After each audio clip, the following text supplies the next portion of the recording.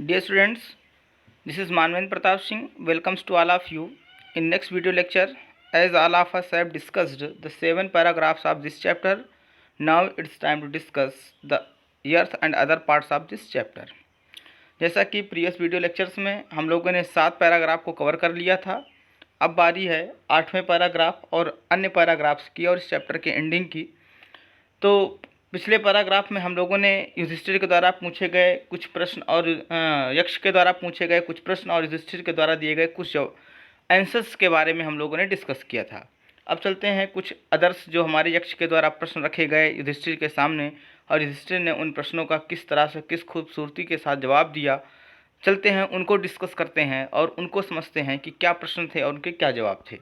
तो आइए ज़्यादा समय ना जायरा करते हुए हम लोग आगे करते हैं, डिस्कस शुरू कर देते हैं। What is the greatest wonder in the world? यक्ष पूछते हैं युधिष्ठिर से कि what is the greatest wonder, यानी सबसे महान आश्चर्य क्या है इन द वर्ल्ड, इस संसार में, यानी इस संसार में सबसे बड़ा आश्चर्य क्या है। तो युधिष्ठिर उत्तर क्या देते हैं? Every day men see creatures depart to Yama's kingdom and yet those who remain want to live forever. This truly is the greatest wonder. यानी एवरी डे, प्रत्येक दिन, men see यानी इंसान लोग देखते हैं, क्रिएचर्स प्राणियों को, जीव जंतुओं को, डिपार्ट टू यमास किंगडम यानी यम के राज्य में जाते हुए, यानी इस लोक से दूसरे लोक के जाते हुए, and yet those who remain और फिर भी वे लोग जो बचे होते हैं, वांट टू लिव फॉरएवर वो हमेशा जीना चाहते हैं, वो हमेशा जीने की कामना रखते हैं। This truly is the greatest wonder, और यही सच्चाई सबसे बड़ा आश्चर्य है। कहने का मतलब क्या है कि हम लोग हर दिन देखते हैं कोई ना कोई हमारे आसपास पड़ोस रिश्तेदार या किसी गांव में लोग प्रतिदिन कोई ना कोई व्यक्ति इस लोक से दूसरे लोक को जाता है, यानी उसकी मृत्यु होती है। और मृत्यु होने के बाद भी सबको पता है कि एक न एक दिन यही अधोगति हर एक इंसान के साथ होनी है, जो आया है वो जाएगा। लेकिन फिर भी व्यक्ति ये सोचते हैं, सामने पड़े हुए मृत व्यक्ति को देखते हुए भी उनके अंदर एक लालसा होती है कि हमेशा जिएंगे या वो हमेशा जीने की जो कामना करते हैं, जबकि इनको ये बात पता है कि उनको भी एक दिन इसी अधोगति को प्राप्त कर लेना है। फिर भी जो बचे होते हैं वो हमेशा जीने की कामना करते हैं या अपने आप को हमेशा हमेशा के लिए वो अजर और अमर समझते हैं। और वो हमेशा जीने की कामना रखने वाले व्यक्ति, जिनको पता है कि एक दिन उनके साथ यही हश्र होगा, फिर भी वो हमेशा जीने की कामना रखते हैं। और यही कामना जो उनकी होती है और या यही सच्चाई कि एक दिन जाना है फिर भी जीने की कामना रख लेना, यही सच्चाई सबसे बड़ा आश्चर्य इस संसार का होता है। बहुत ही अच्छा जवाब था। फिर से देखते हैं क्या पूछा, what is the greatest wonder in the world, इस संसार में सबसे बड़ा आश्चर्य क्या है। तो जवाब मिलता है every day men see creatures, प्रत्येक दिन लोग देखते हैं प्राणियों को, depart to Yama's kingdom Yama के राज्य में जाते हुए यानी मृत्यु को प्राप्त करते हुए, and yet those who remain और फिर भी वे जो लोग बचे होते हैं, वांट टू लिव फॉरएवर वो हमेशा जीने की कामना करते हैं। This truly is the greatest wonder, और यही सच्चाई सबसे बड़ा आश्चर्य है। 10 इस प्रकार से द यक्ष पुट मेनी क्वेश्चंस, यानी यक्ष ने कई प्रश्न रखे, and Yudhishthir answered them all, और युधिष्ठिर ने उन सभी प्रश्नों का उत्तर दिया। आइए फिर से इस पैराग्राफ को समझते हैं एक बार। What is the greatest wonder in the world, इस संसार में सबसे बड़ा आश्चर्य क्या है। Every day men see creatures, प्रत्येक दिन लोग देखते हैं प्राणियों को, depart to Yama's kingdom Yama के राज्य में जाते हुए, and yet those who remain और फिर भी वे लोग जो बचे होते हैं, वांट टू लिव फॉरएवर वो हमेशा जीना चाहते हैं। This truly is the greatest wonder, और यही सच्चाई जो कि पता है कि एक दिन मर कर के जाना है, फिर भी हमेशा जीने की कामना रखना, और यही सच्चाई इस संसार का सबसे बड़ा आश्चर्य होता है। 10 इस तरह से द यक्ष पुट मैनी क्वेश्चंस, यक्ष ने कई प्रश्न रखे, and Yudhishthir answered them all, और युधिष्ठिर ने उन सभी प्रश्नों का उत्तर दिया। अब अगले पैराग्राफ को समझते हैं। इन द एंड, और अंत में द यक्ष आस्क्ड, यक्ष ने पूछा, ओ किंग, ए राजा, one of your dead brothers can now be revived, अब तुम अपने इन भाइयों में से एक भाई को जीवित कर सकते हो या उनको पुनः जीवित किया जा सकता है। Who do you want to come back to life, तुम किसका जीवन वापस लाना चाहोगे या किसके जीवन की तुम कामना करते हो, या तुम किसे चाहते हो कि किसका जीवन वापस कर दिया जाए। It took Yudhishthir moment to think, इस बार युधिष्ठिर ने सोचने के लिए थोड़ा समय लिया। जैसा कि उस समय युधिष्ठिर यक्ष ने जब उनसे कहा था कि पहले मेरे प्रश्नों को उत्तर दो, इसके बाद पानी पीना, तो अपने भाइयों के संभव जीवन के लाने के लिए कि उनका जीवन किस तरह से वापस आए, उन्होंने एक भी क्षण नहीं गंवाया और उन्होंने प्रश्न का उत्तर देने की हामीकारी भरी या राजी भर लिया। लेकिन इस बार के प्रश्न में युधिष्ठिर कुछ देर के लिए सोचने लगे कि आखिरकार इन चारों भाइयों में से भीम, जिसके पास 16,000 हाथियों का बल है, अर्जुन, जिसकी बाहों में उनकी सुरक्षा है, और नकुल और सहदेव, जो कि बहुत बड़े तलवारबाज, सुंदरता के प्रतीक और अपने आप में कोई भालेबाज है, कोई तलवारबाज है, कोई 16,000 हाथियों का बल रख करके कोई महान गदाबाज है, कोई किसी की बाहों में उनकी सुरक्षा है, सबके सब पराक्रमी बलशाली हैं। फिर भी इस बार उन्होंने एक क्षण लिया सोचने के लिए कि आखिरकार किसका जीवन ज़्यादा कीमती हो सकता है और किसे हम जीवित कराएं। तो वही चीज़ है, it took Yudhishthir moment.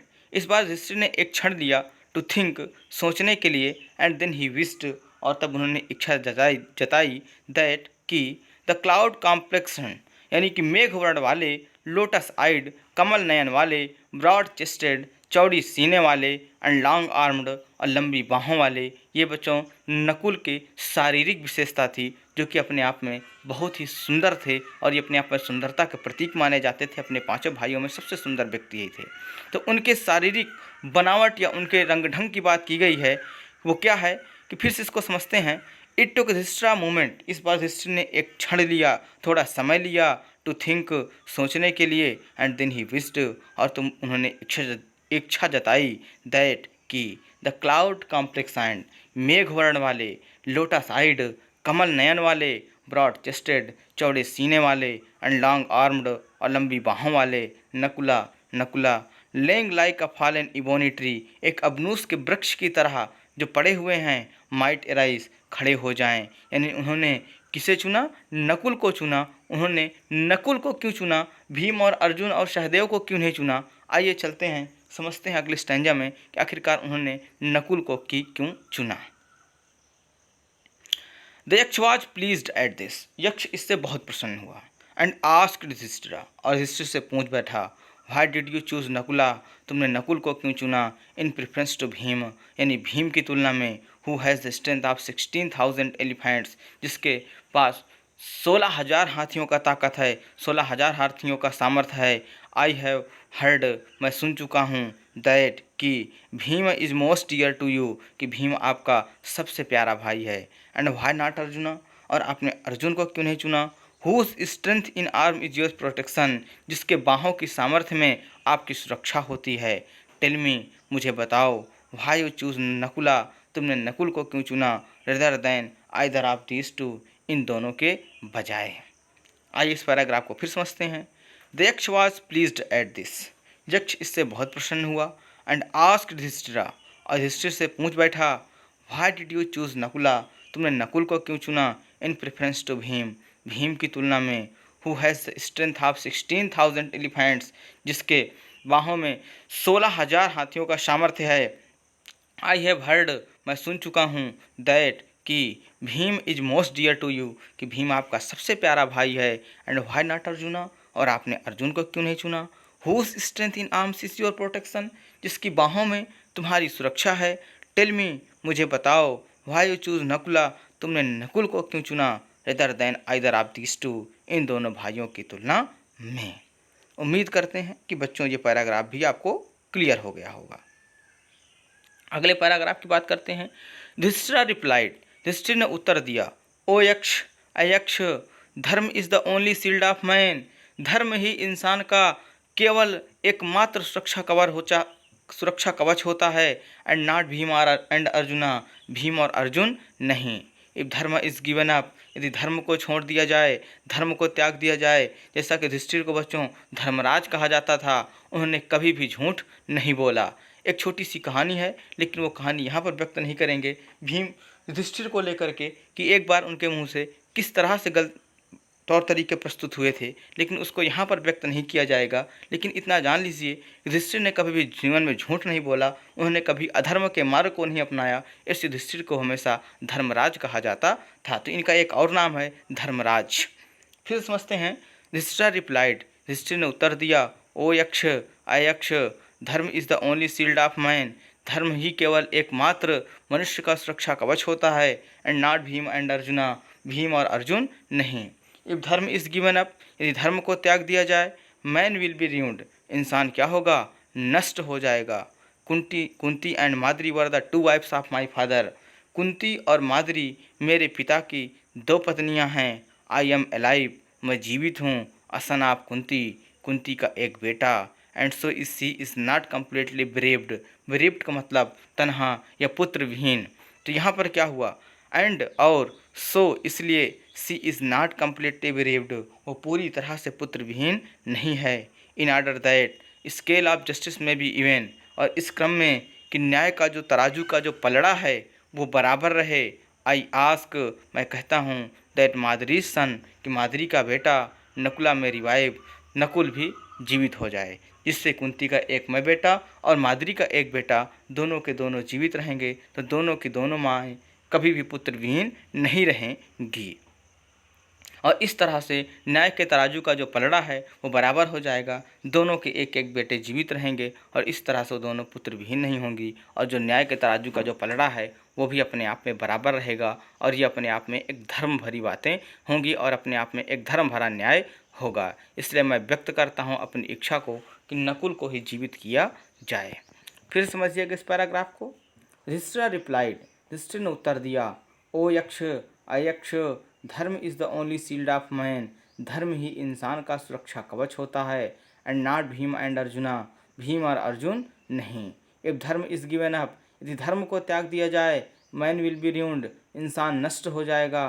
Kunti and Madri were the two wives of my father, Kunti और माद्री मेरे पिता की दो पत्नियां हैं। आई एम अलाइव, मैं जीवित हूँ। A son of Kunti, Kunti का एक बेटा। And so she is not completely bereaved, और इस तरह से पूरी तरह से पुत्र विहीन नहीं है। इन ऑर्डर, और इस क्रम में, that the scales of justice, कि जो न्याय का पलड़ा है, जो न्याय का जो तराजू है, मे बी इवन, वो बराबर हो सके।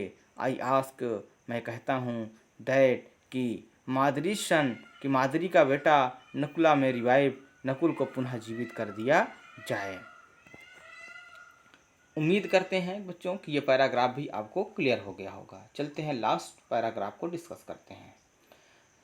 The Yaksha was most pleased with Yudhishthira's impartiality, Yaksha जो है हिस्ट्री के, इम्पार्शियलिटी का मतलब बच्चों निष्पक्षता, निष्पक्षता मतलब कि दोनों तरफ से किसी भी तरह से पक्ष विपक्ष ना करते हुए समान तौर तरीके से बात करना।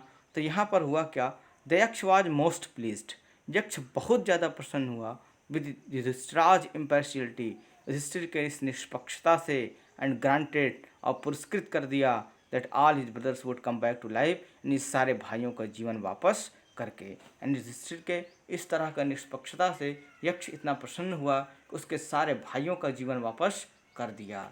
इट वॉज यम, यह यम था, द लॉर्ड ऑफ डेथ, मृत्यु का देवता, who had taken the form of the यक्ष, जिसने यक्ष का रूप धारण किया था। सो दैट, ताकि, ही माइट सी युधिष्ठिरा, वो युधिष्ठिर को देख सके, एंड टेस्ट हिम, और उसका परीक्षण कर सके। ही इम्ब्रेस्ड युधिष्ठिरा, इम्ब्रेस्ड का मतलब गले लगाना, तो ही इम्ब्रेस्ड युधिष्ठिरा, उसने युधिष्ठिर को गले लगाया, एंड ब्लेस्ड हिम, और उसे आशीर्वाद दिया। देन ही डिसअपियर्ड, और तब वो गायब हो गए। फिर समझिएगा इस पैराग्राफ को। The Yaksha was most pleased with Yudhishthira's impartiality, Yaksha जो था वो युधिष्ठिर के इस तरह का निष्पक्षता से बहुत प्रसन्न हुआ। And granted that all his brothers would come back to life, और उसके सारे भाइयों का जीवन पुरस्कार स्वरूप उसके सारे भाइयों का जीवन वापस कर दिया। इट वॉज यम, यह यम था, द लॉर्ड ऑफ डेथ, मृत्यु का देवता, who had taken the form of the यक्ष, इसने यक्ष का रूप धारण किया था। सो दैट, ताकि, ही माइट सी युधिष्ठिरा, वो युधिष्ठिर को देख सके, एंड टेस्ट हिम, और उसका परीक्षण कर सके। ही इम्प्रेस्ड युधिष्ठिरा, उसने युधिष्ठिर को गले लगाया, एंड ब्लेस्ड हिम, और उसे आशीर्वाद दिया। देन ही डिसअपियर्ड, और तब वो क्या हो गया, गायब हो गया। तो बच्चों, आपके चैप्टर की यहाँ पर से समाप्ति होती है। अब इस चैप्टर के बाद हम आप सबको क्वेश्चन आंसर भी देंगे, जिससे आपको नोटबुक में अपना लिखना होगा।